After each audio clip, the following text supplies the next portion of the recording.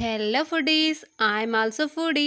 ఇవాళ టమాటా rice recipe. ముందుగా టమాటాలను ఇలా కట్ చేసుకొని మిక్సీ జార్లో వేసి అందులోకి తగినంత సాల్ట్, 1 స్పూన్ జీలకర్ర, కొంచెం కరివేపాకు వేసి ఇలా గ్రైండ్ చేసుకోవాలి. స్టవ్ మీద కడాయి పెట్టుకొని ఆయిల్ వేసి పోపు దినుసులు కూడా వేసి కొంచెం కరివేపాకు, పచ్చిమిర్చి, ఆనియన్ ముక్కలను కూడా వేసి ఇలా కాస్త ఫ్రై అయ్యాక కొంచెం పసుపు వేసి ఒకసారి కలిపేసుకొని ముందుగా గ్రైండ్ చేసి పెట్టుకున్న టమాటో పేస్ట్ను కూడా వేసి బాగా కలిపేసి కాసేపు ఉడికించాలి. స్టవ్ను సిమ్ లో ఉంచి కలుపుతూ ఉండాలి లేదా అడుగంటేస్తుంది. ఇప్పుడు తగినంత కారం వేసి ఇంకొకసారి కలిపి ఇంకాసేపు బాగా ఉడికించాలి.